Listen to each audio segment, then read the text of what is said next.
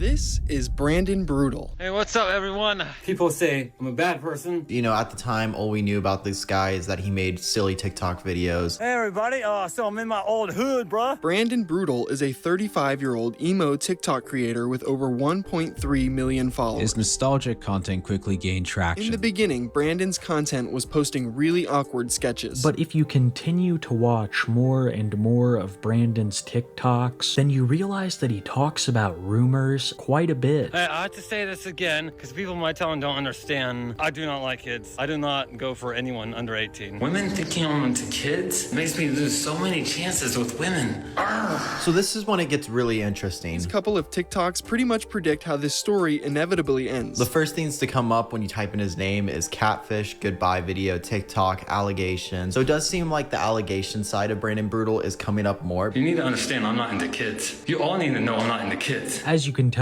Brandon was becoming increasingly more unstable. Screenshots of Brandon expressing desire for a minor surface from a lesser-known Facebook page. And then the person sends a picture and he says, not those pictures, XD. And they say, oh, what do you mean? I want less clothing. I'm almost 16 and my parents won't care. Your age doesn't bother me. Hopefully mine doesn't bother you. A hacker hacked my old Facebook and talked to minors. And I really just wanted it to not be true. A 15-year-old is not a kid. And no one can change my mind, and no one will change my mind. I will not go back to jail. There's some stuff went around that made me look bad.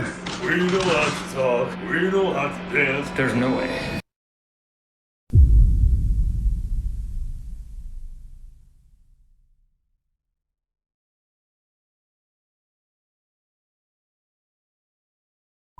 Microphone is working. If you're like me and billions of others, by now you most likely have heard of a peculiar little app known as TikTok. From cute animal clips of little creatures doing creature-like things, dance trends that your mom still thinks are relevant, useful cooking tutorials, relatable sketches, so on and so forth, TikTok is home to so many unique forms of content, carefully curated to each user's specific interests. However, as I'm sure you either know or are expecting given that you clicked on this video, TikTok is far from an innocent app. And lurking within is a dark side of the platform, ridden with controversies and dramas that have plagued the website since its conception. Hidden within plain sight among the search feeds of millions, users have uncovered countless nightmarish creators, ranging from hypocrites who use their perceived wholesome status to prey upon the impressionable, food reviewers with an appetite for minors, theatrical fathers seeking romance with TikTokers younger than their own daughters, animal lovers, and many more volatile monsters that would drag the summary on for quite some time. TikTok is home to some of the worst specimens to ever surface online. And with our character of interest today, we will be adding yet another entry to the ever-growing list of reprehensible individuals that can be found on the platform. Allow me, if you will, to introduce you to Brandon Brootal, aka Blackville Brandon, or more easily referred to as user 37640925050505. Brandon, a 35-year-old true genuine emo and not a poser as he will vehemently defend, is a musically gifted TikToker who, fueled by the power of cheap energy drinks and skinny jeans, can be found uploading vlog-style content of his daily life as a sad boy online, documenting his woes in regards to his love quest for a quote cute emo girl to fall in love with, posting as well his famous one-to-one covers of his favorite songs, alongside even creating some poetic works of his own. Where is your boy tonight? Brandon is one of the more fascinating individuals to surface on the website, and this captivation was equally shared by the over 1 million users who followed his TikTok page for a wide variety of reasons. Whether it be to witness his creations in a similar way to staring in awe at a natural disaster, genuine love and support, or to admire his almost nostalgic form of vlog-style content, Brandon in the early stages of his career truly did come across as a harmless source of entertainment,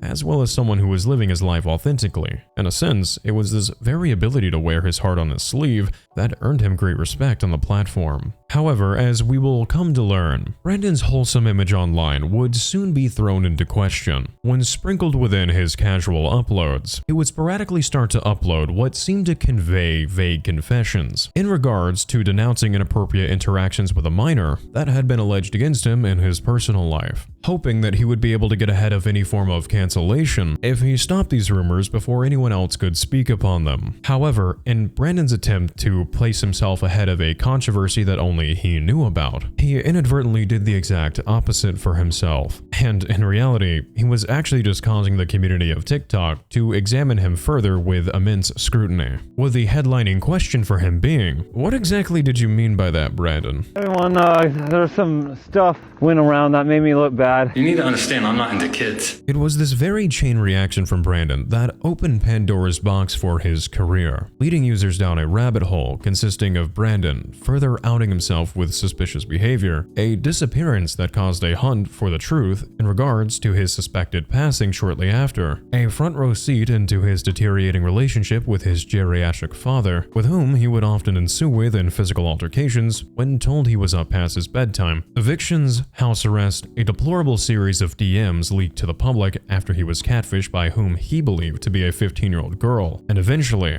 concluding with our saddest boy behind bars, the story of Brandon Brootal is one of genuine disappointment and downright disgust due to how unapologetic his actions truly are. But before you and I happily explore everything I just vaguely summarized, if you'd allow me to briefly introduce myself, I'd be forever grateful. Hi, I'm Wonder, your one-stop shop for some of the internet's most unsavory individuals online. I upload a new deep dive on a bi-weekly to tri-weekly basis, so if you find you enjoy what you see here today in terms of production itself, feel free to leave me a like and subscribe with a bell notification on so you never miss out on a new story in the future, and of course yours truly. Also feel free to let me know in the comments what you did or didn't like about today's video so I can work on making a better viewing experience for you in the future. I'd also like to give a little happy shout out to the individuals on screen, whose videos were where I first heard of Mr. Brandon, which in turn provided me with the proper directions needed for bringing the situation together cohesively. I cannot express how much credit rightfully goes to these individuals for this story. A link to their channels can be found in the description. If you'd like to support me and this channel's content over on Patreon, it helps out a lot because it is the dreaded January month, but this is by no means required. So without further ado, once more, my name is Wonder and it is absolutely phenomenal to have you here today. So with that, sit back, relax, and together,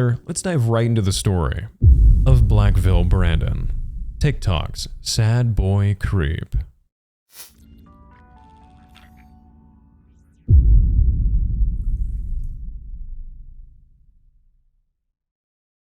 I'm going to sleep, so I gotta brush all the hairspray out my hair.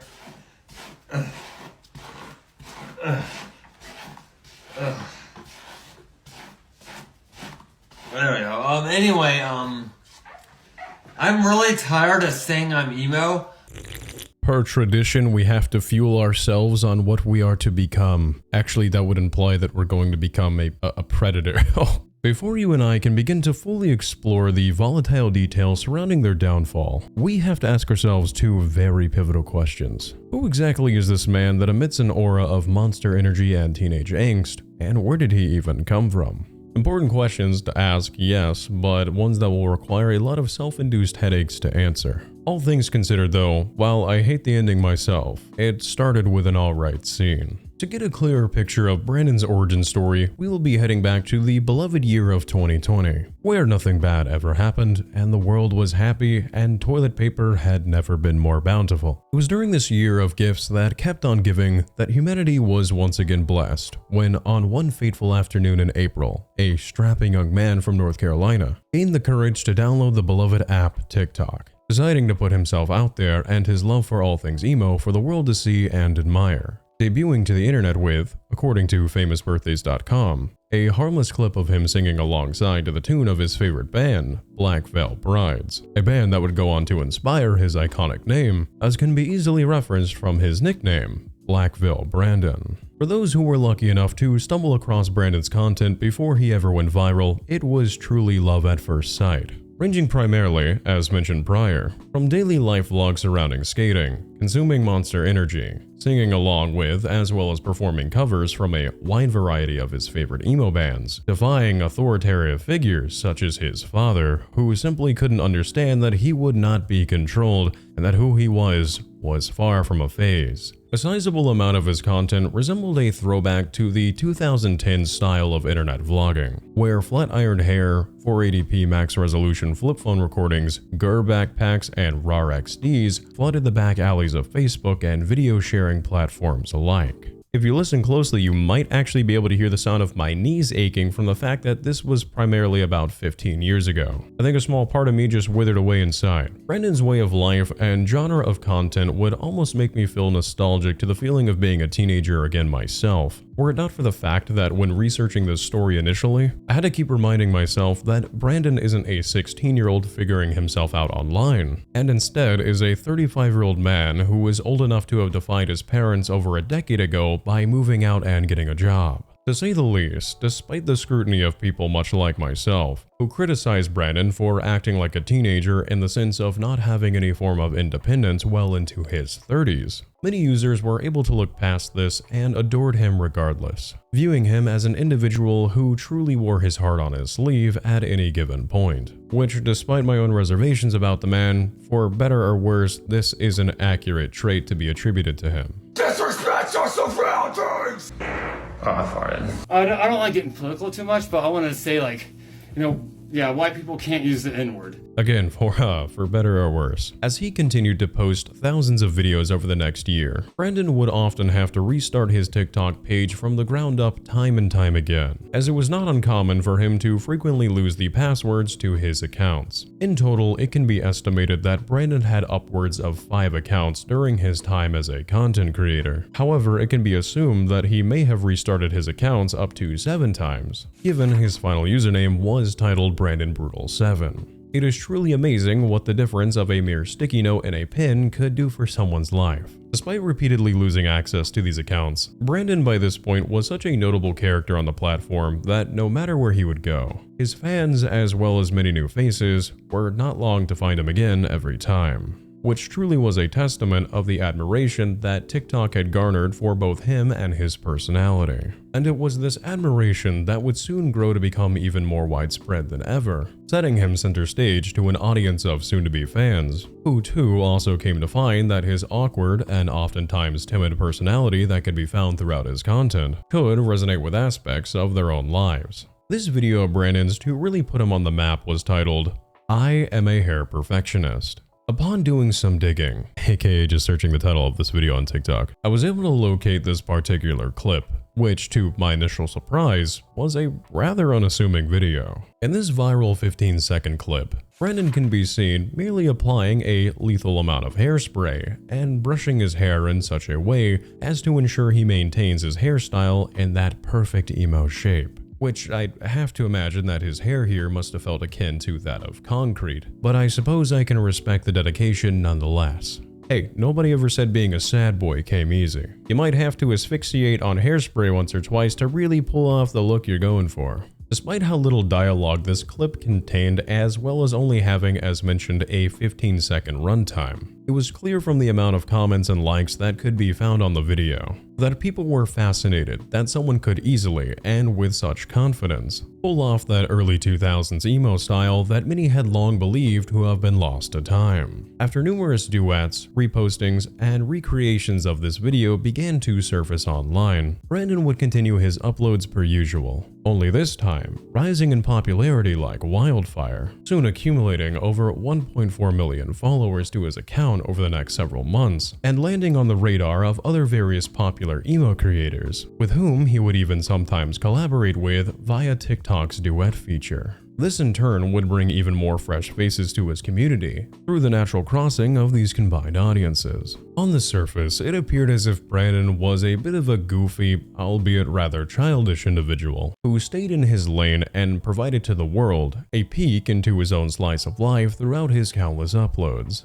However, much to everyone's surprise, this general consensus would not take long to be proven as an incredibly unfortunate misconception.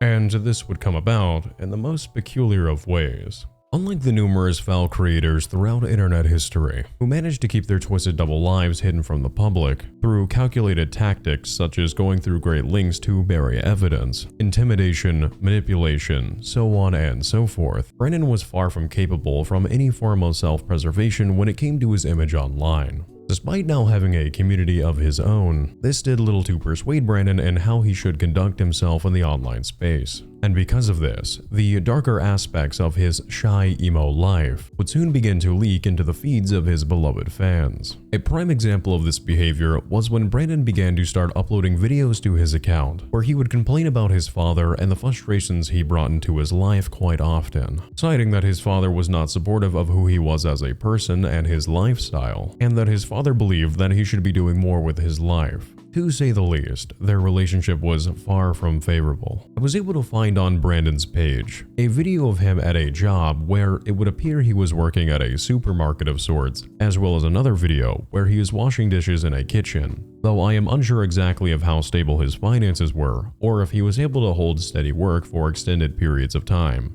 But it would appear that despite being 35, his disabled father was the primary breadwinner of the house that the two shared, which was not saying much as Brandon's father was hardly able to work and was relying on disability checks to get by. The turmoil found within Brandon and his father's relationship did not focus solely on complaints, however, and would oftentimes involve direct humiliation of his father, as well as physical altercations between the two.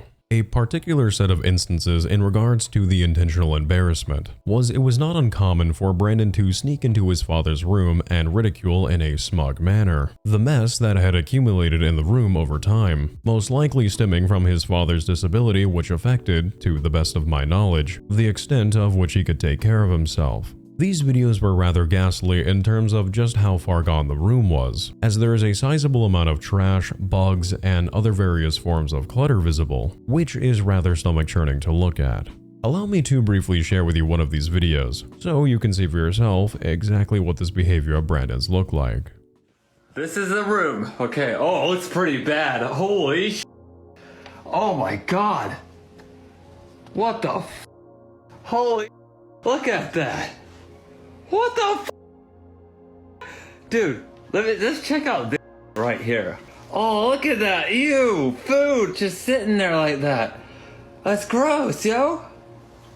Whoa, look at, I don't like Diet Coke. Diet soda. Whoa, wardrobe change. Now, I will say, I know some people are truly messy overall, allowing their living conditions to get out of hand such as this. However, I'm not well informed with just how far a disability where an individual can still walk and retain employment would affect the state of their room, especially to such an egregious amount. That being said, it's quite clear, in my opinion at least, that Brandon's sole purpose here was to display to the world that not only was his father oppressive and unaccepting, but that he was also lazy, living in clutter, and should be mocked for such attributes. But given that Brandon is a grown adult himself who can move out and support his own way of life, it just inadvertently displayed to his audience that, in a lot of ways, Brandon behaved much like a spoiled teenager at heart who will speak ill of his father while presumably relying on his finances to some degree, opting to pout about his circumstances rather than attempting to locate a sustainable job for himself and leaving. I will say, by no means you are not forced to like your parents. A lot of us are dealt kind of the bad luck of the draw when it comes to the old parental guidance. But if you're old enough to take care of yourself and you willingly choose not to, your threshold of complaining is razor thin. Another prime example of Brandon that established his immaturity was once during a live stream of his. He had a sort of breakdown where he was both grunting and groaning, as he lamented how his father watching football was interrupting his ability to stream, citing how he could not, quote, take it, and how this forced him to stream from his closet. Oh my gosh, this is so annoying. Oh my gosh, football. Oh, I can't handle this. Hey guys, I'm gonna have to take this into my closet. I gotta take this in my closet. Hold it for a second. Oh, God, what? Like, sorry everyone, I gotta take this into the closet. There we go. I'm in my closet now because he's screaming over football. Boo, did I scare you? I'm a job application, woo. Oh, the agony this man endures. I get it, having your ability to record and stream is a bit of a headache, but again, you're 35. You can move out at any time. As mentioned prior, there was an even darker side to Brandon's father and son bonding activities that involved the merging of Fist's two faces. The situation I am referring to here specifically occurred somewhere between the months of December 2023 through early January 2024, when our dearly beloved Brandon was hosting yet another live stream to his audience. It was here he was performing bootleg karaoke with a monster can while actively engaging with his chat about all things emo. Brandon's vocals were not loved by all, however, and his singing was at such a volume that his father, who shared a room directly adjacent with him, could not manage to fall asleep to the sound of his angelic voice. And nobody else know. I know, right? I'm trying to wrap my head around that one as well. Brandon's father, having had enough emo throwbacks for one night, barged into Brandon's room unannounced, demanding to know why exactly he was up so late and creating so much noise. Brandon's sudden and unexpected appearance of his father resulted in him blatantly lying, much like a child caught with his Game Boy under the covers on a school night, claiming he was actually just getting ready for bed, which is quite amusing given that his live stream is actively watching everything transpire. Despite Brandon's best persuasion check, his father does not believe his explanation as to why he could hear him singing from the next room over. An argument then quickly broke out between the two, with Brandon approaching his father off screen, before stepping back into frame, slamming his chair in frustration. Brandon then takes a sudden step back, appearing to flinch, before his father proceeds to start slapping him like an arthritis-stricken seal. It's quite sad, actually. I will state, as it appeared, it was Brandon's father who laid hands on him first in this altercation, which is completely inexcusable. Brandon retaliates to these slaps in a much more aggressive manner and proceeds to serve his father a midnight snack of fresh knuckle sandwiches, all while shouting that he is the embodying spirit of a Dragon Ball Z character known as Broly. I'm Broly! Hit me, come on, hit me! Now, for obvious reasons, I can't show you geriatric and dysfunctional family MMA, but what I can do is allow you to listen to the audio of this clip, so you can hear for yourself just how awful the living situation between these two really is when the camera keeps rolling. It truly is just a mess. So, shall we take a peek? We shall. Hey boy. I wasn't doing nothing. I'm trying to go to sleep. I'm trying to get ready for bed. That's why you're talking? No, I'm just... No, I'm trying to get ready for bed and you're interrupting me. Interrupting for go to bed? Dude, what I come here for? I'm in my room. My TV full blast. I hear you. Yeah, I want to go to And bed. so you were going to bed, and so you got to talk to yourself when you go to bed? We're going to talk about this, man. You guys stop talking. You got to... I'm Broly! Hit me, come on, hit me. You're out here. Good. Hit me. Come on. Hit me. Hit your dad. Well, it's nothing. No, you interrupted my life. No. Because I have... You can't do that to a disabled person. I can't hear you go to bed. I think you shut the up. So I said, nice. You start arguing with me? Yeah, because people are watching my video. Now, I can't quite put my finger on it, but something tells me that these two won't be bonding over fishing or throwing a football in the yard together anytime soon. Just a hunch, I guess. I don't know. I cut this video somewhat short as this heroic battle between father and son stretches on for about 2 minutes, ending with his father verbally berating Brandon, telling his beloved son how exhausting it was that not only was he himself disabled, but that he couldn't sleep in his own home without Brandon disturbing him. A bitter and toxic environment clearly for the both of them, no doubt. While I can't fully judge Brandon's father's character as we know just so little about the man, as I stated earlier, Brandon's lack of accountability in getting a job and moving out only prolonged the volatile nature of their living arrangements. I personally feel secondhand exhaustion from the video you and I just watched here together, and that's Brandon's 24/7. What a miserable situation to be living in. While Brandon's inability to grow up where he needed in order to benefit his own life, as well as his frequent displays of childlike tantrums were, yes, frowned upon greatly by those who watched his content, they were nothing in comparison to what Brandon would soon begin to upload next, causing great concern among his fans and passive viewers alike, with his community wondering if he not only was a man-child bound by skinny jeans for eternity, but if he was also a danger to the many minors who frequented his page. One day, among Brandon's usual content, seemingly out of the blue, he would begin to start posting these vague defenses of his character, proclaiming that the rumors in his town weren't true, and that he only dated adult women, ensuring to specify that he would never be attracted to minors, stating that whoever would say such deplorable things about him were nothing more than liars set out on making him look bad for their own entertainment. This level of defensive action would naturally make sense for someone who is being called out online for predatory behavior. Sure, that makes sense. We've seen this countless times. But the one tiny little problem here for Brandon was that literally nobody knew what the hell he was talking about. Brandon's community was none the wiser to the allegations and rumors that have been circulating within his personal life. And so in his attempt to get ahead of any form of controversy, he inadvertently placed a spotlight directly on him for his audience of over 1 million followers. Bit of an oopsie daisy, I suppose. I have a brief clip for us to watch here together, so you can have a better understanding as to how and why these sporadic videos of Brandon's were the catalyst for the disastrous series of events that followed shortly after. Once more, keep in mind that during this time, nobody knew of any form of rumors regarding Brandon and these alleged inappropriate interactions regarding minors. With that said, let's have ourselves a look. Everyone, there's some stuff went around that made me look bad, made it hard to get emo girlfriend, but I do feel really lonely, like I really want an emo girlfriend to grow old and happy with, but I'm gonna keep my head up. I'm gonna find that one girl for me one day. Hello everyone. So, what I want to say in this video is I have some confrontations with people on Facebook, so I have to make this very clear. No, I know not. We're supposed to be talking about this because it might just contribute to it keep happening and people keep thinking about it, whatever. I never said minors. Even when I was a minor myself, I never did that. Asian women, adult Asian women, that is what I'm the most attracted to. I got a workout right now because I quit. I got out of there. So no. Yeah, I got out of there because people were accusing me of stupid stuff while working there. So I just quit. Wait. Yeah, I'm done. So I have to say this again because people in my town don't understand.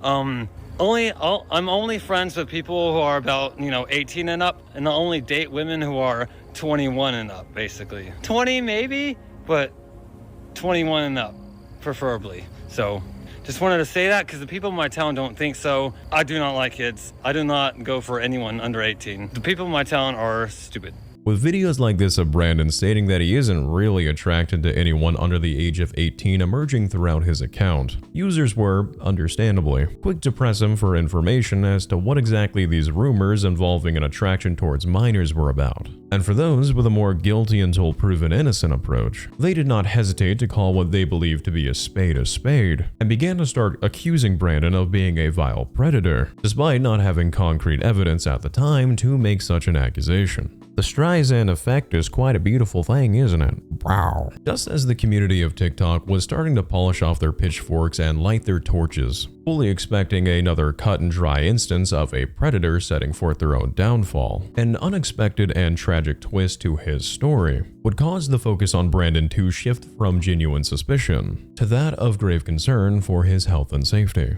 For those eager to uncover the truth behind his statements regarding predatory allegations, they would have to wait just a little while longer for their answer. The reason for this being, Brandon, as tensions in his comment sections began to rise, as well as his prolonged personal life issues, had reached a limit in regards to his mental health, something he had often made mention of throughout his content on his account. And now, with unexpected backlash from his own community, it was the tipping point for a drastic and impulsive action that would leave the internet in the dark with only one question that, through a sea of misinformation, seemingly no one could find the answer to. That unfortunate question being, was Brandon still alive? With one final upload to his account, Brandon posted what can only be described as a farewell video before going offline for what seemed to be for good. Unfortunately, as many of us have seen throughout the years within the online space, these types of videos can oftentimes result in a worst-case scenario. However, when it came to Brandon, his story would play out a little differently.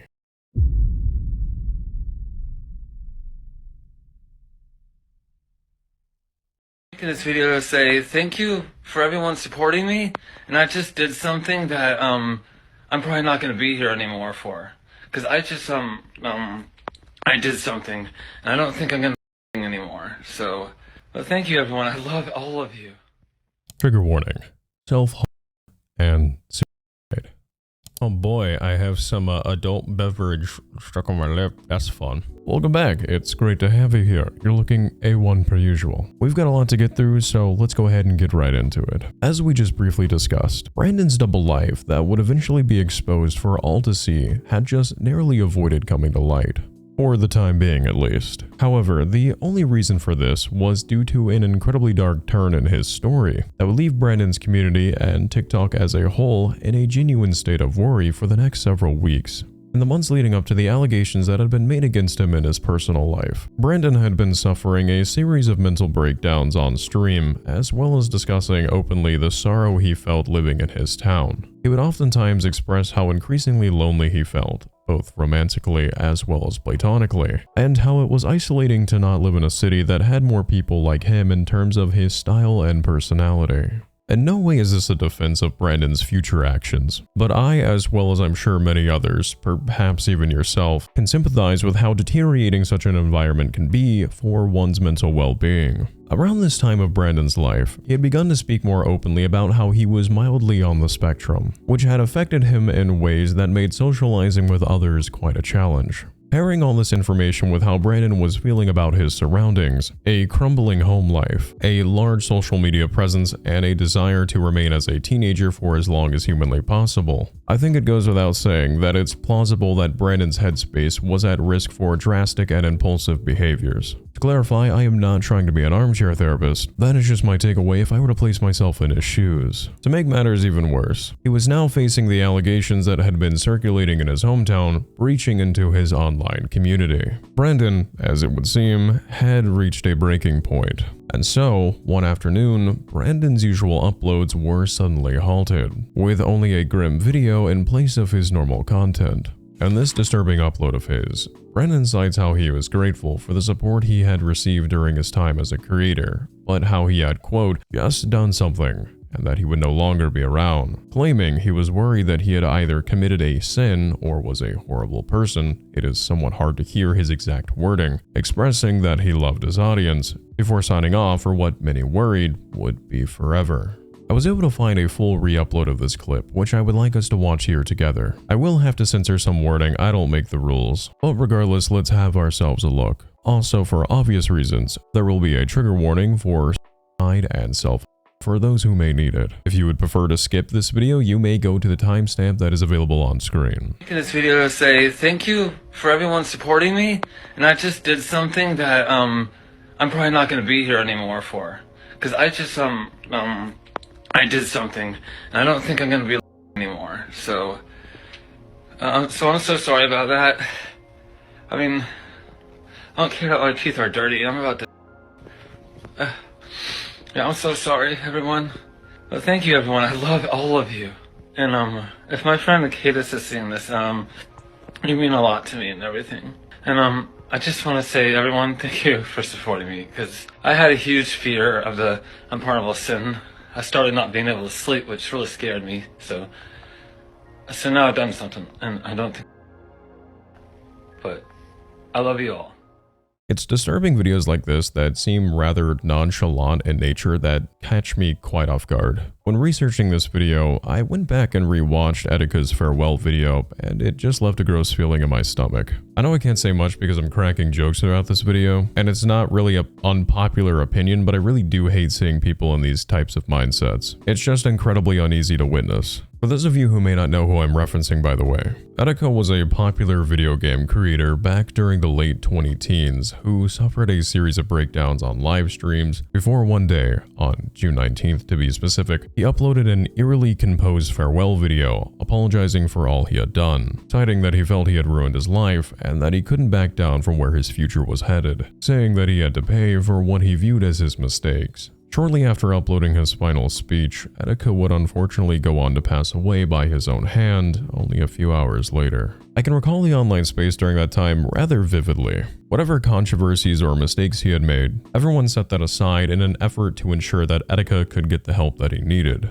But unfortunately, as dark as it is, sometimes there is only so much you can do despite how much you would desperately want to change an outcome, especially when you feel such a travesty could be prevented in hindsight. Despite many large creators at the time grossly misusing Etika's passing to fuel their own egos, his story truly did seem to go on to open the door for the hard conversation about taking the signs of a creator's declining health seriously. From that point, not always but more often than before, there appeared to be a noticeable shift when creators had breakdowns, to instead of point and laugh, examine it further as a potential cry for help.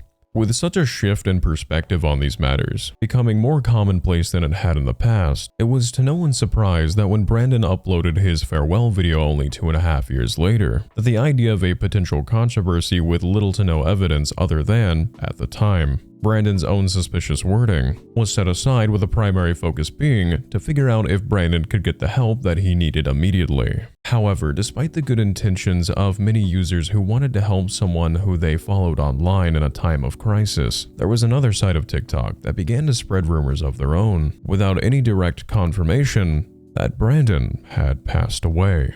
It didn't take long for users to begin posting dozens of tribute videos in honor of Brandon, memorializing him and thanking him for the content they had related to over the years. Pop news websites even went on to create articles describing his passing, giving details on the exact day in which the internet had lost him, with some even desperately trying to capitalize off the situation by citing completely falsified statements made to appear as if his family had reached out to confirm the grim information about the internet's favorite emo star, which quite frankly is incredibly trashy and pathetic for anyone to do. To this day, if you search Brandon's name online, you can still find articles proclaiming that they had the inside knowledge that Brandon had unalived himself, as well as comment sections with users expressing their grief and condolences. With such widespread misinformation running unchecked throughout the online space, whether maliciously or not, it was to no one's fault that the majority of TikTok began to believe that Brandon was truly no longer with them. And with no further uploads from Brandon, the outcome was looking more and more dire by the day. But much to everyone's relief, weeks later, a sudden message from one of Brandon's verified friends came forward online and brought about the news that Brandon was in fact very much still alive, anecdotally claiming that he had managed to make contact with his mother and that she had informed him that while, yes, Brandon was far from doing well mentally, he had not passed away as the internet had not only assumed, but falsely asserted as a fact. A friend going on to cite that the initial rumors that Brandon was no longer alive had actually originated from his own misconception, leading to the internet spreading the wrong information to the extent of which it did.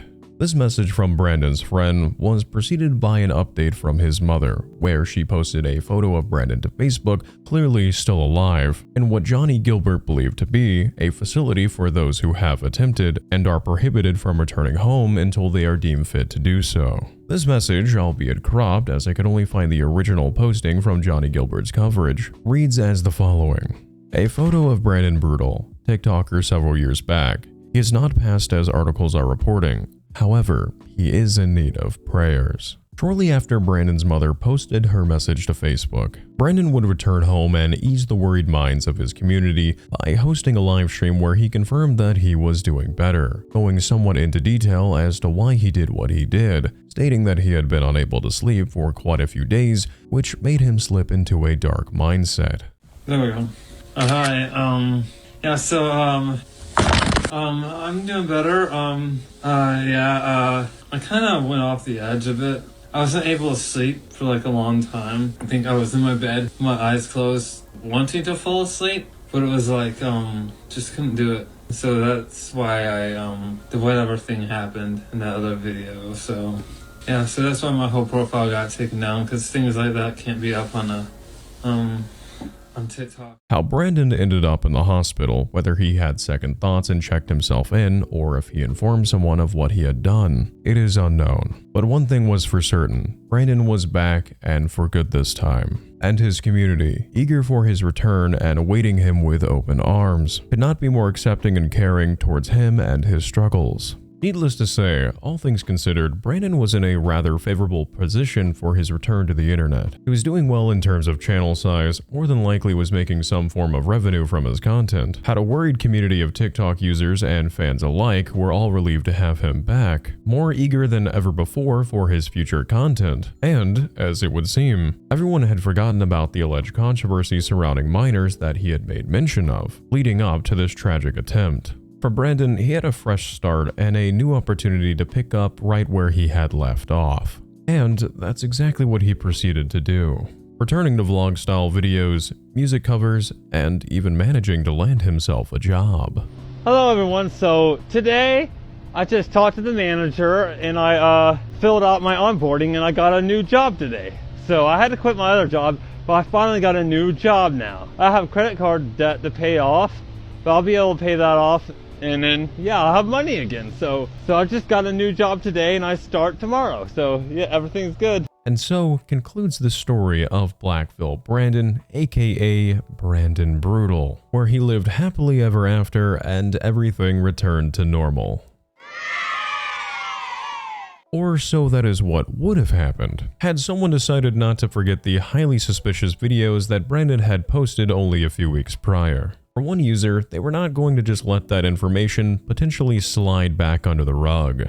In his live stream that he hosted on Instagram upon his return to the internet, when Brandon described his reasoning for doing what he did, he reiterated what he had said prior in his farewell video, citing that he had been unable to sleep for days and that he was unable to think straight because of this. I wasn't able to sleep for like a long time. I think I was in my bed, my eyes closed, wanting to fall asleep, but it was like, just couldn't do it. So that's why the whatever thing happened. That checks out, nothing to bat an eye at there. And it is not my intention to be disrespectful for story purposes because I do recognize the severity of this video. However, what Brandon had failed to speak upon was the portion where he states he is worried that he had either committed a horrible sin or was a horrible person. I had a huge fear of the unpardonable sin.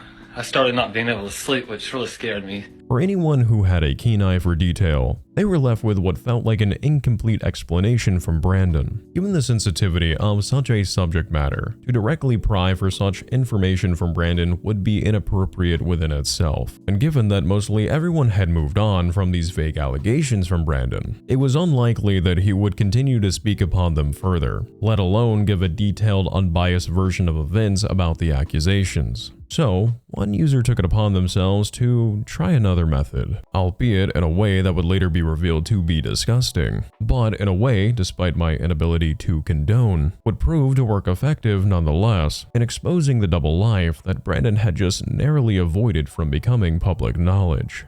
With just a few clicks on Facebook, some fake images, and the raw XD verbiage to pull it off, this user created an account posing as the 15-year-old emo girl of his dreams, with the sole intent of gaining Brandon's trust, intimately. And, disturbingly enough, their attempt to bait Brandon had worked with ease.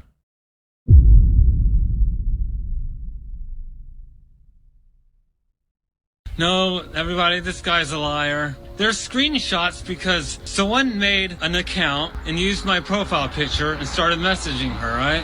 And then they screenshot it to make it look like me. Okay, do you get it? I said, I can't talk to you, you're a minor. And so she kept talking to me. She sent some photos I didn't ask for at all. I'd rather punch a kid in the face than message a kid on the internet. A 15-year-old is not a kid. A hacker hacked my old Facebook. That's why I have a new Facebook. A hacker had my old Facebook and used that Facebook to harass people and talk to minors. Oh yeah.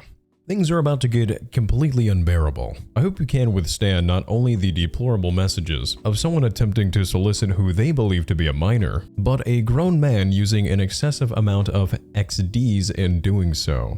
So, slip on your fingerless gloves and crack open a can of Monster, and let's waste no time in diving into this absolute train wreck for Brandon's online career. As previously mentioned, a user by the name Mandy had taken it upon themselves to create a fake Facebook account where they portrayed themselves as a 15-year-old emo girl who had just recently gone through a breakup, wanting nothing more than to reach out to Brandon, hoping that he would be the knight in shining armor that could sweep her off her feet. Like clockwork, upon Brandon receiving a direct message from Mandy through Facebook's Messenger app, he responded almost immediately like a bird responding to his mating call in the woods. Except the bird here is a 15-year-old minor. At first, as Mandy attempted to steer the conversation in a more intimate direction, it seemed like perhaps the rumors surrounding Brandon's attraction towards minors were simply just that. False, terrible rumors. As upon learning her age, Brandon adamantly refused to speak to Mandy any further, citing that he does not interact with minors and that he only dates those over the age of consent.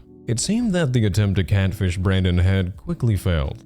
However, with a little reassurance and some elbow grease from Mandy, who promised to keep their interactions between the two their own little secret, Brandon went full mask off and began to entertain the advances of the assumed 15-year-old, not hesitating to immediately start pushing for photos with, quote, less clothing, describing his firmness, as well as attempting to set up a time for the two of them to meet, citing that she would have to see it in person. The DMs you and I are about to eagerly read, I'm sure as you can tell, are going to be quite a headache to analyze. So, to assist us with alleviating some of this self-induced pain, my close friend who goes by the Click, big boy channel with a lot of followers, will be aiding us in this diabolical exchange of XDs and ooh-woos. The two of us will be doing a live reaction as he has never read these DMs, so I wanted to get his first-hand impression and we can all share the fun together. With that said, let's begrudgingly get right to it.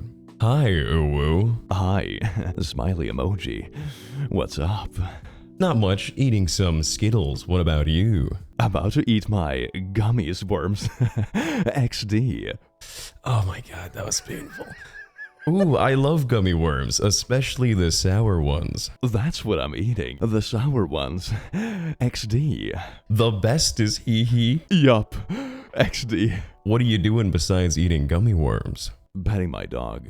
Alright, as you guys can see on screen, she ends up sending a photo of herself, just kind of like making it appear that this is a real individual. I'm just doing my hair. I think it's on fleek today. Your hair is awesome. XD. Thank you, ooh-woo. No problem. XD. I like your style, by the way. Thank you, smiley emoji. Where are you from? Charlotte, NC. Oh nice, I grew up not too far from there. I live in Durham. If you ever want to hang out, we could get into something one weekend if you'd want to. That would be cool. XD. Yes, XD. Your girlfriend won't be mad or anything though, right? She's not my girlfriend anymore. Sad emoji. Me and her are friends now because of some complications. Sideways emoji. Oh, so you're single? Yes. Yes. Me too. The last guy I dated was a jerk. He just used me for what he wanted and dipped after he got it. That sucks. He does sound a lot like a jerk. Oh my gosh, tell me about it. There's no good guys anymore. I'm just a hopeless romantic, and it feels like I'm waiting for my Prince Charming to come and swoop me off my feet. Yeah. Can you add me on Facebook? I tried, but it won't let me for some reason. And I can't find your profile. Sad emoji. I can't add you. You are a minor. Sorry, but bye. Damn, for real? Chill, I'm not gonna get you into trouble. Plus, I'm the legal age of consent. But, okay dude, whatever. See you around. I want to be friends, but you're too young. I don't want... Oh wait, what's the last name that's covered by that? Oh yeah. He says he doesn't want to be like Davi Vanity. So Davi Vanity, I could be mistaken, I believe it's Blood on the Dance Floor. Apparently he was like an adult emo guy who had a lot of non-adult childlike relations. I want to be friends, but you're too young. I don't want to be like Davi Vanity. This is also followed by another message in which we do not have the audio for. I don't make friends with minors. I am 34 years old. Well, I'll let you in on a little secret. I won't tell no one if you won't. I just enjoyed talking, XD. I mean, you are a really cute emo chick. XD. And you're a cute emo boy, ooh-woo. Thank you, smiley emoji. When do you wanna hang out with me then? Anytime you're free, haha. What I think is so wild here is he's like, I can't be associating with minors. That's disgusting. And then they're like, I won't tell anyone. They're like, well, I mean, okay, because you are pretty cute for like 15. Okay, smiley emoji. Can I see more pictures? Sure. Ooh woo. Not those pictures, XD. Oh, well, what do you mean? I want less clothing, smiley emoji. Naughty pictures, XD. Oh, I don't know. It's okay. Forget I said anything. I'll just go. I'm not a though, by the way. I'm a 34 grown man. No, it's fine, Brandon. Here, hee. And then they proceed to send a not safe for work image directly sourced from a not safe for work website. You're a hot emo girl of my dreams. XD. Also using the wrong "your" because keeping it classy. You're real though, right? I don't want to be like Davey Vanity. Yes, I'm real, and don't worry, you won't be like Davey, silly. I'm almost 16, and my parents won't care. It's the legal age of consent, ooh woo. Keyword almost 16. Okay, awesome. XD. Your age doesn't bother me. Hopefully mine doesn't. Smiley emoji. Nope, I like older guys. And I like younger. XD. That is so hot. Do I have to read this one? No, go ahead, dude, go ahead. Put your chest into it. Oh, my is hard. XD. It better be. Can I have a photograph of you? If you send more, XD. I want to see you though, sad face. I'll send, I promise, smiley emoji. Just one more. Okay, fine, 1 second. You look really tight, XD. Holy f***. I am he winking emoji. Can I have one now? And then there's some time that passes, and they send another message to which they say, hello. I'm sorry, I just splooshed. I'll send one next time. XD. You can just wait to see it in person. Wow, really? Yes, XD. It was odd. No, I meant, really, you're not gonna send after I send you stuff? And the remark about waiting till I see you? Yeah, I'm sorry. It will be better in person. Plus, if you're not real, you can't use it against me. Well, guess what? I'm not real, and I have these messages to use against you. Hopefully getting off to what you thought was a minor was worth it, you sick creep. I got those off a not safe for work website. And then Mandy proceeds to block Brandon, to which Brandon then went into DEFCON 5 mode. Big thank you to our handsome hubba hubba friend Click over there for giving us a hand in reading those messages. If you liked his Swedish snazzy voice, make sure to do yourself a favor and check him out at the end of this video. As we just went over in the DMs prior, the conclusion of this interaction resulted in Mandy blocking Brandon, revealing that their intention all along had been to protect minors online from people like him. That being, allegedly a predator hiding in plain sight with a direct access to a wide audience of loving fans, many of whom were underage kids and teenagers who looked up to him for his emo lifestyle. However, as we will soon come to learn, the argument that Mandy was solely acting out of a desire to protect children online would come to prove hypocritical in how they went about doing so. But first things first, if you'd like to open your eyes with me and examine these DMs further, the opening to this conversation appears to show Brandon denying the advances of the 15-year-old girl, easily leading one to believe that Brandon is strict upon who he interacts with online and truly has no intention of speaking with anyone under the age of 18 due to him only being attracted to adults, as well as to avoid another potential rumor being made against him. It was this initial caution here that almost let him get away with this secret of his. But as you and I saw, this possibility is completely deflated, with his true morals shining through, after Mandy coaxed Brandon into trusting her, with relative ease might I add, ensuring that she wouldn't tell anyone, and that she had nothing to worry about because she was almost the age of consent, that being 16. Which even that is a state-by-state basis here in the US and is a deplorable age to be considered legal in my strongest opinion. With this surface level reassurance, Brandon folded like clean laundry and revealed his true intentions that he had been holding back on. XD's hardened and ready for love. Now perceiving that the coast was clear, Brandon immediately began to comment about how he found Mandy to be a really cute emo chick, and revealing to her that he is into young girls, informing Mandy that her age in no way bothered him. Within just that one message that gained Brandon's trust, he followed back on Mandy's initial offer to hang out. Asked her about when she would be free to meet up in person, so the two of them could hang out one-on-one. After Mandy informs him that her availability is open for the foreseeable future, Brandon goes even further and begins to ask for explicit, quote, naughty photos with less clothing. Brandon, not realizing that what he is being sent is directly from a not safe for work website, receives what he believes to be an inappropriate video of a 15-year-old girl and replies back charmingly with, "You're the hot emo girl of my dreams." And what makes this even more, for lack of better terms, comical, is the fact that Brandon inquired about these images and spoke to her in such a way, while still casting doubts that this individual may not even be real. His self-preservation is non-existent, and honestly, thank God for that. The conversation only continued to grow more deplorable, as Brandon continued to ask for more explicit images from Mandy, commenting on how she must feel, while refusing to send images of himself out of fear that if he produced such a photo, that should Mandy turn out to be, say, I don't know, a catfish for some strange reason, she couldn't use him sending inappropriate content to a minor against him. Which, like, what? It just doesn't make any sense. The guy straight up says he likes him young, tries to meet up with who he believes to be a 15-year-old, calls her hot, has the audacity to say, "My is hard XD," and somehow thinks that none of that can be used against him. Wow, that is incredible.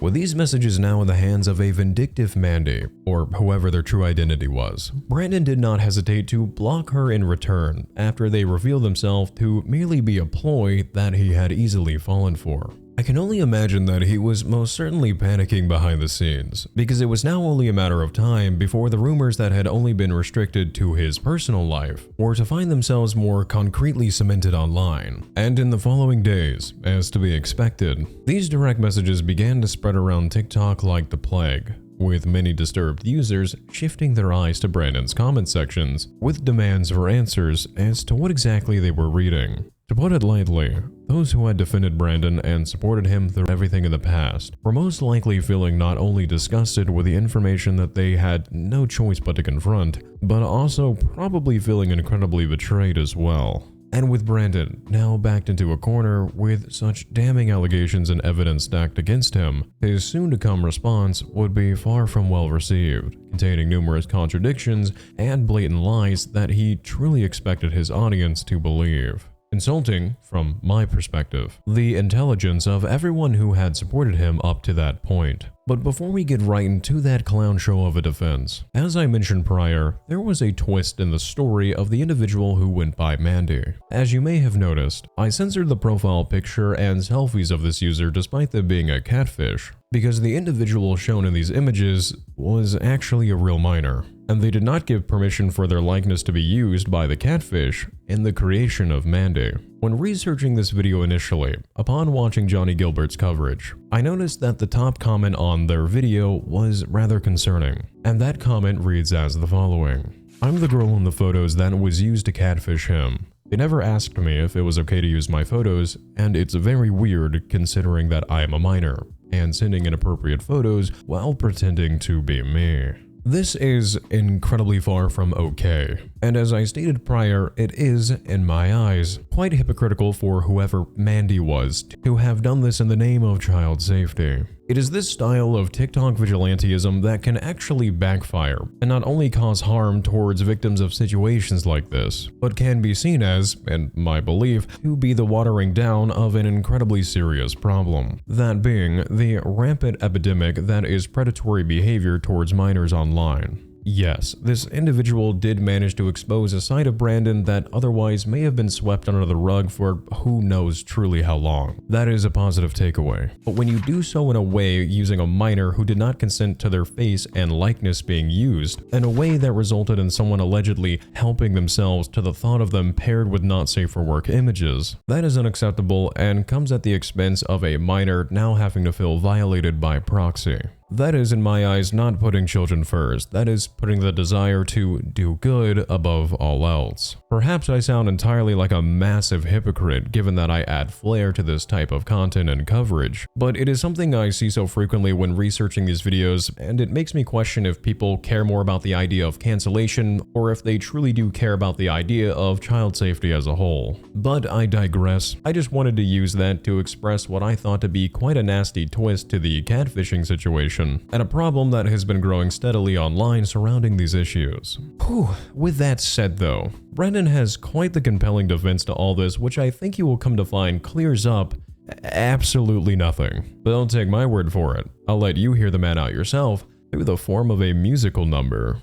Gotta be real, cause caring what they think gives them something to steal. I ain't gonna be somebody or not, so all my haters should know when to stop. Okay, that's not the actual video. I just wanted an excuse to play that again. Here's Brandon's actual response to these allegations. No, everybody, this guy's a liar. There's screenshots because someone made an account and used my profile picture and started messaging her, right?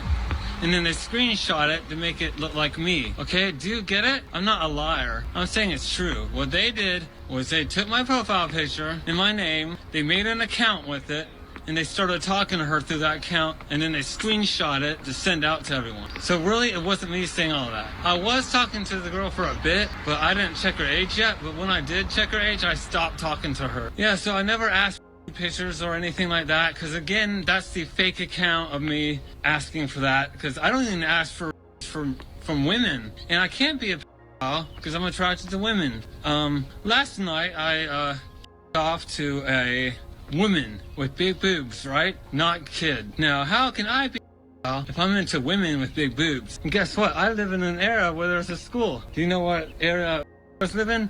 They can't live in an area where there's a school. A hacker hacked my old Facebook. That's why I have a new Facebook. A hacker had my old Facebook and used that Facebook to harass people and talk to minors.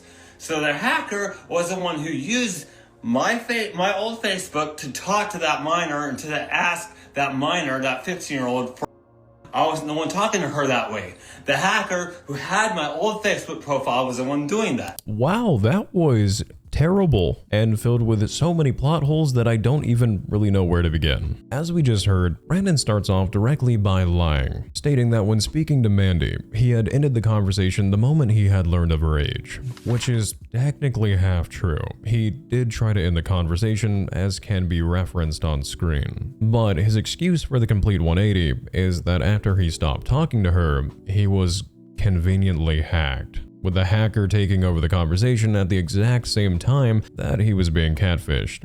The hacker then sent messages to her to make it seem like he was secretly trying to solicit a minor. I mean, is it possible that somewhere some hacker gained access to Brandon's account, saw that he was being a saint denying a 15-year-old's advances in his DMs, recognized, hey, wait a second, this guy has already mentioned he faced allegations accusing him of interacting inappropriately with minors, might as well take this opportunity to make him look bad, and then proceeded to do just that? Sure, there's like a 0.0001% chance that that could have happened. But like, no. And where Brandon's explanation really starts to fall apart is when he claimed that the account that was messaging Mandy was a separate fake account that had messaged her using his exact profile picture and name in order to ask the catfish account for not safe for work images, and that the fake account then uploaded the messages online that you and I read here together. But that also doesn't make any sense, because he admitted that he had dialogue with this girl when he said he stopped talking to her upon learning that she was 15. I was talking to the girl for a bit, but I didn't check her age yet, but when I did check her age, I stopped talking to her. So did Brandon talk to her? Was it a hacker or was it a fake account?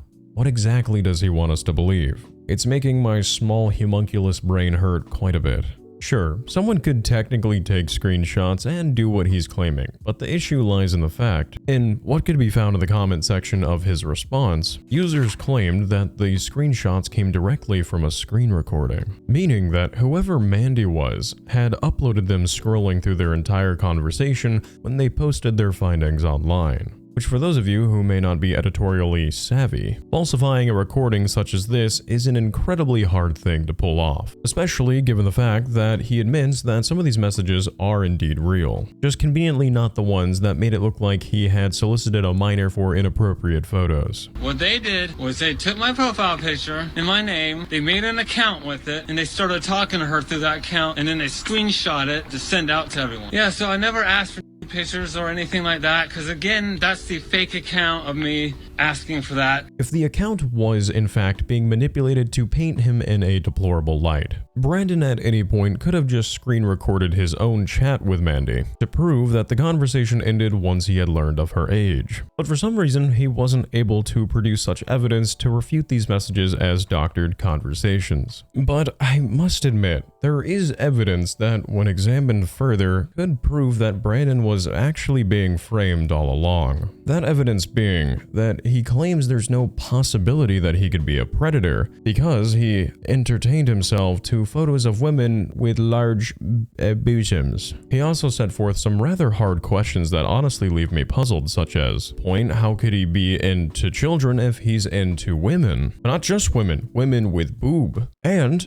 how is it possible that he lives next to a school? Everyone knows you can't be into minors if you live near a school. Checkmate, idiot. Joking aside, for anyone who for some reason would believe this rationale, the answer is no. Predators can still have intimate relationships with adult women. It happens all the time. They hide themselves in plain sight, have jobs, husbands, wives, God forbid, but unfortunately, kids of their own. It's incredibly common. The more you know, I guess. Yippee. Also, saying that you can't be a creep if you live near a school only applies if you've been convicted. So these defenses are, how do you say it? How do the French put it? Oh yeah, dog shit. With such weak excuses feebly being passed on to his audience, it was understandable that the primary consensus was that Brandon, after all the evidence was laid out for the public, was just a really bad liar, and that these DMs were most likely credible. But despite the odds not being stacked in his favor, Brandon was determined to regain the trust of his community by any means. And so, with his initial response falling flat,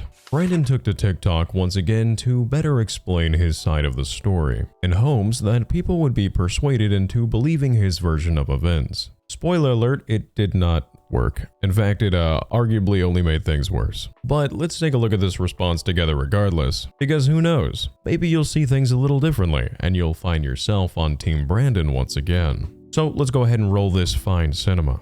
I said, I can't talk to you, you're a minor. And so she kept talking to me. She sent some photos I didn't ask for at all. And then I was like, no, I can't do this. And I was at church at the moment when she sent those photos. That's bad.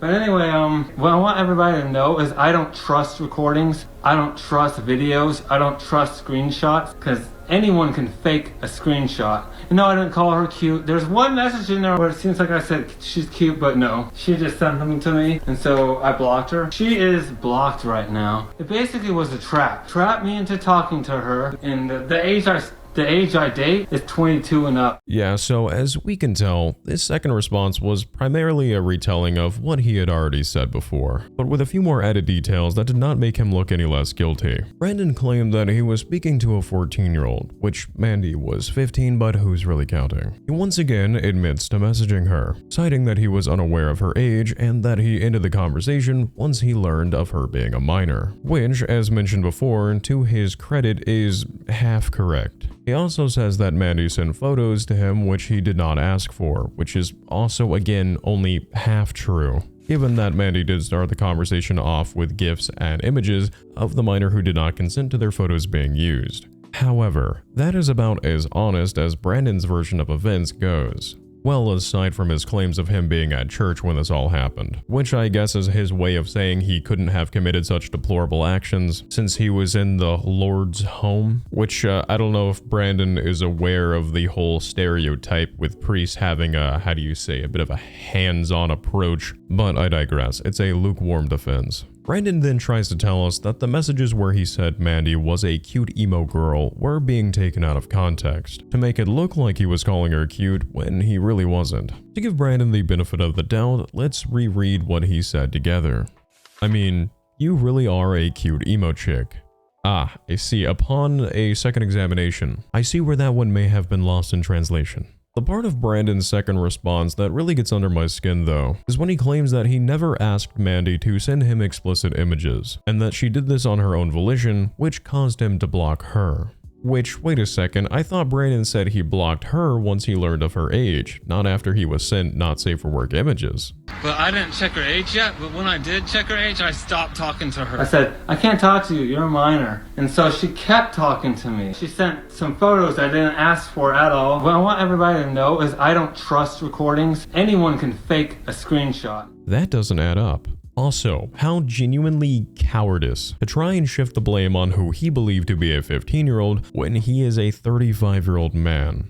I want less clothing. Naughty pictures, XD. Frick, you're a hot emo girl of my dreams. Can I see more? Like a video showing you? Right, didn't ask for anything. It was all Mandy's idea, Brandon. The fact that Brandon could send messages like these, have them publicized for anyone to read, and still he had the ability to sit there and lie to his audience, as if they themselves could not just find these messages through countless reposts online, is genuinely baffling. And what hurts my head even more is the fact that he complains that this situation was unfair to begin with because it was a trap, and that he was pretty much forced into speaking with her. It basically was a trap. Trapped me into talking to her, and the age I date is 22 and up. Dude, take some accountability. You were not strong-armed by who you believe to be a 15-year-old over the internet to say, my is hard XD. Mandy didn't take a note out of the ring and reach through the screen and force your hands to type that. I think it goes without saying that even with these two very compelling defenses set forth by Brandon, the community of TikTok and his beloved fans were not buying this version of events. Usually in cases like this, the next step would be a slew of online creators calling Brandon out on their respective platforms in an effort to ensure that what he had done was made known to any and all who may be at risk for falling in the crosshairs of such behavior. But for Brandon, his story would not resolve in a manner in which you might think. And in yet another stark change of direction, Brandon, before any form of reprehension could take place, would suddenly find himself with somehow bigger issues laid before him, leading him down a path of further breakdowns regarding his love life, or lack thereof, homelessness, legal troubles, threats against a high school, and finally, incarcerated in prison. If you thought the publication of Brandon's DMs was the last foul hurrah he could commit before fully going offline, then I hate to be the bearer of bad news, but you'd be, as we're about to see, incredibly mistaken.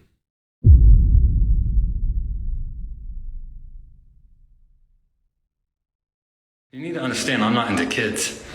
You all need to know I'm not into kids. Let me tell you the age ranks of all the women I dated, okay? I dated this homeless girl in a wheelchair. She was in her 30s, okay? People who are putting up the red flags.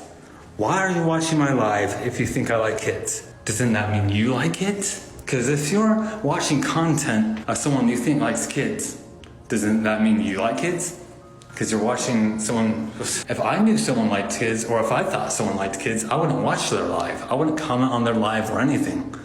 I would just try to find out their address so I can go beat them up for being a sicko. It's like sophomore year and 2 hours of sleep. During the height of Brandon's online scrutiny from creators and fans alike, who were now calling him out on a daily basis in commentary and reactionary videos, Brandon's health would begin to take somewhat of a nosedive, with seemingly no intention of taking accountability for his DMs with Mandy. Brandon continued to upload as if nothing had happened, assuming that everything would just blow over and eventually things would just go back to normal. After all, it was simply just a super hacker who made him look bad because they were hell-bent on taking him down for unknown reasons. But as the days continued, Brandon would begin to start exhibiting an increasing number of breakdowns, even expressing how the rumors of him being attracted to minors had really put a damper on his ability to date women, uploading eerie clips discussing his inability to find a cute emo girl because, as he says, women thinking that he is into kids really turns them off. I'm sick of seeing all these other emo guys get emo girlfriends and me not get one. Women thinking I'm into kids just turns women off. And it makes me lose so many chances with women. I don't want to become violent to where I get violent towards a woman when I get rejected because like that's just not me. But But being rejected as much as I get rejected, man, there's incels, complete ugly incels who can get more adult women than me, than I ever could. You know why? Because no one thinks they're into minors. All the adult women don't want to date me because they think I'm into kids. Here, come close. I'm gonna let you in on a little secret. There is a super simple solution into having people think that you are not into minors. It's called not being into minors. I know, contain yourself. Shocking revelation there. What's so concerning about this clip that made me initially turn my head a bit is when Brandon says he doesn't want to become, quote, violent towards women when he is rejected. Yet he follows this with a sigh, but man. I don't want to become violent towards a woman when I get rejected because, like, that's just not me. But being rejected as much as I get rejected, man. No. There should never be a but after saying how you don't want to harm people after getting rejected. That is just such an incredibly creepy thing to say. Like, if you're an adult woman, you have no right to reject me. Brandon's woes did not stop at his dating life, and sometime during this entire ordeal, Brandon would take to Facebook to post that due to his father's inability to find stable employment, as well as Brandon's own disability checks not being enough to pay off their bills collectively, both he and his father were at risk of losing their home. Only adding more fuel to the fire, Brandon would take to TikTok to inform his community that he was facing legal trouble, providing forth a rather confusing explanation that sounds, much like with the catfishing situation, to conveniently be a misunderstanding of him waving a skateboard near people and not at people who were shouting insults at him in public. It's somewhat hard for me to get my head wrapped around what exactly he's dealing with here legally, as he claims that this incident took place over a few years ago, but how he had to go to court for it only a few days ago. Let me know down below what you think is going on here, as we've established that Brandon's word cannot be trusted. So, what I want to say in this video is I'm in a little bit of trouble. I went to court and I got told I could face up to 60 days in prison. Cause a few years ago, I was skateboarding and people were going by harassing me on the road. And so I was swinging my skateboard around. And then someone saw me swinging my skateboard around and called the police. And I got charged with impeding traffic and I didn't show up for court when I was scheduled to. So when I showed up for court like a few days ago, they said I could face up to 60 days in prison. But, you know, I called my court-appointed attorney, but the girl answered instead of my attorney. And I talked to her a bit, and she said it's not likely that, she knows about my case, and she said it's not likely that I'm going to go to prison. Cause I don't want to go to prison because I have to take this out, my lip piercing out, and then once it heals up, I get out of prison, I got to get pierced again. Yeah, because I'm charged with impeding traffic, so I did not know it could get you 60 days though, but like she said, it's unlikely, so.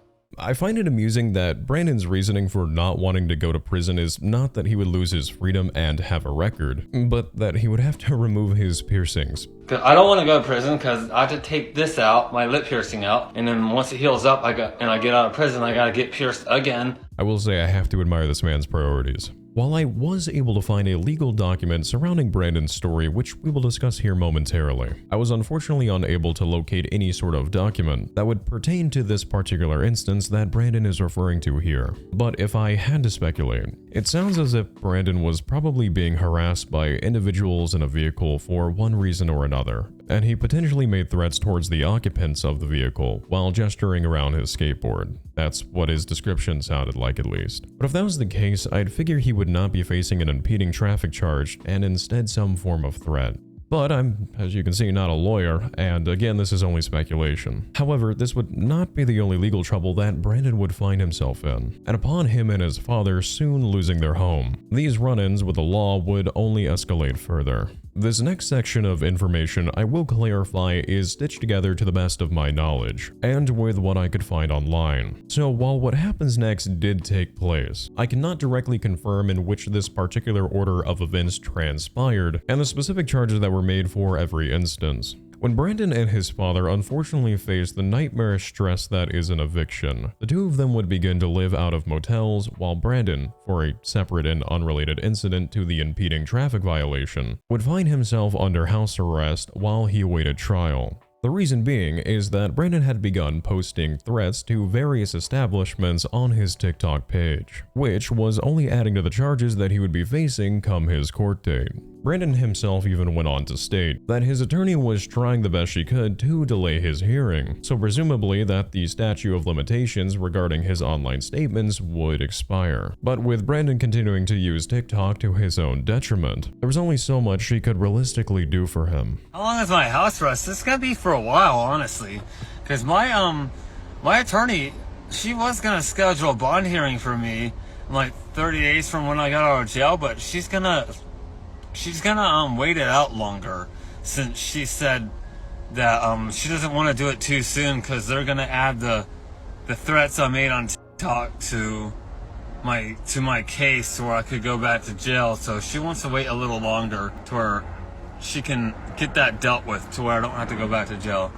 I'm not gonna make any threats, so I'm just making sure I don't make no threats.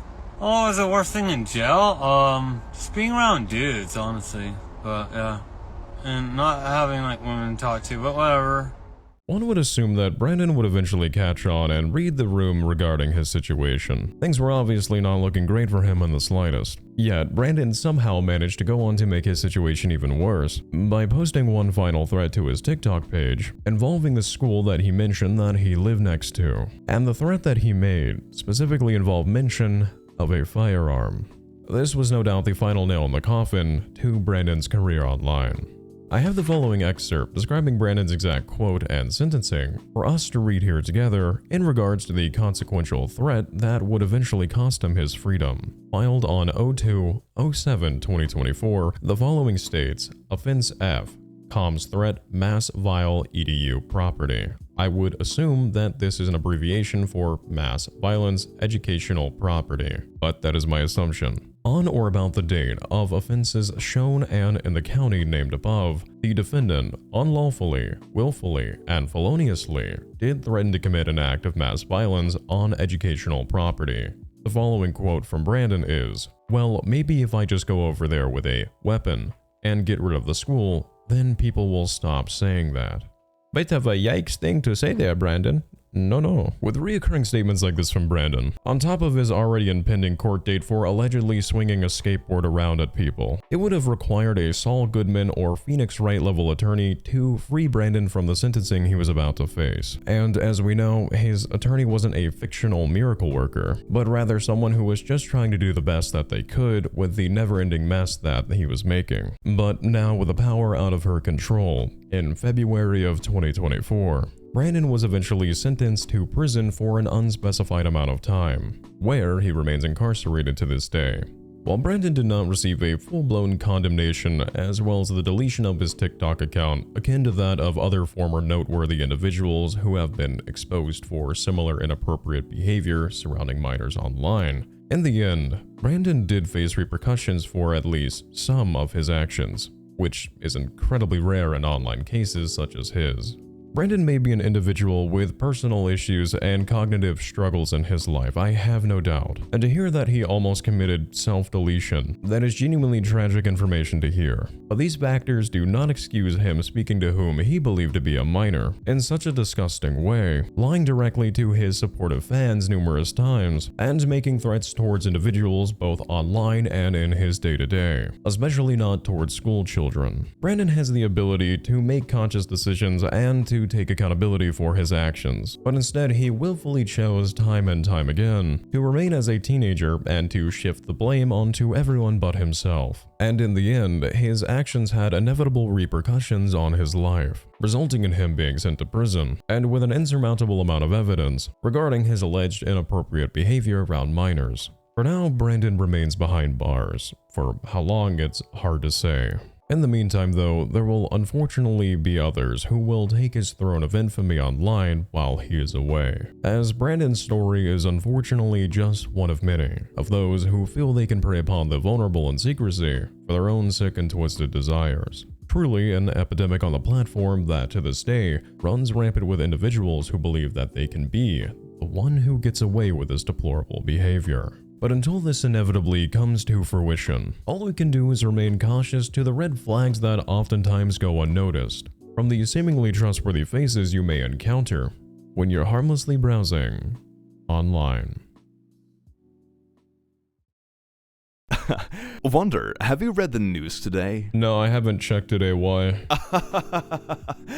Give it a read, my dear boy. Oh no. According to this, Brandon was just released from prison. Well, same time next week. I'll see you then. God help us all. Brandon won't ever get too far from me. He won't ever get too far. Take it away, Brandon. No, you won't ever get too far from me. You won't ever get too far from me. I'll make damn sure.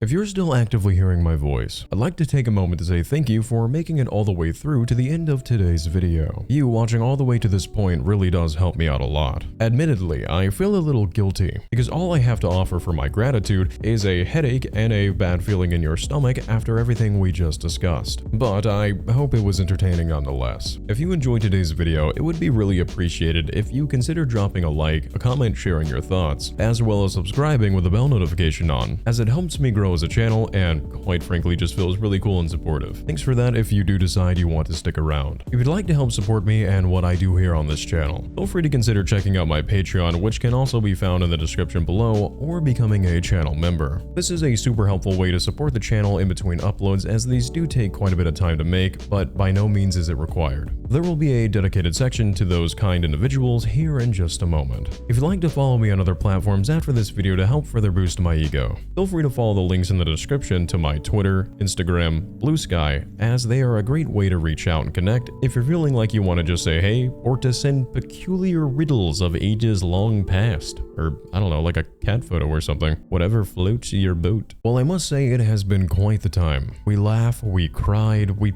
probably cried some more. You helped my grandmother cross the street, narrowly avoiding her being hit by a car. Okay, I made up that last part, but I'm glad you and I had this opportunity to spend some time together on this journey nonetheless. Once more before you go, you're gonna break my heart here, but my name's Wonder and it was super phenomenal to have you here today. You make sure to take it easy. I've got some more deep dives to go make for you, so until next time, be safe. Get some sleep at a reasonable hour, and let's do this again sometime. You take care.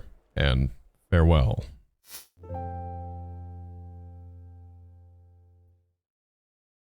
If you're still here, I'd like to take a moment to express my gratitude to my kind-hearted supporters over on Patreon. I truly am forever grateful for your generosity. I know times are rather tough for a lot of people right now, so for you to support me in such a way with everything going on in the lives of your own, I really can't find proper words other than thank you. I'd also like to give another warm thank you to the high-tier community members such as J. Jackson Hall, Alien Ace Cat, Goth Barbie 3000, Amanda Barnett, Ellis, and an extra special thank you to Alice Beth and Bacon Priogi for their highest tier subscription support. You all have my expressive gratitude.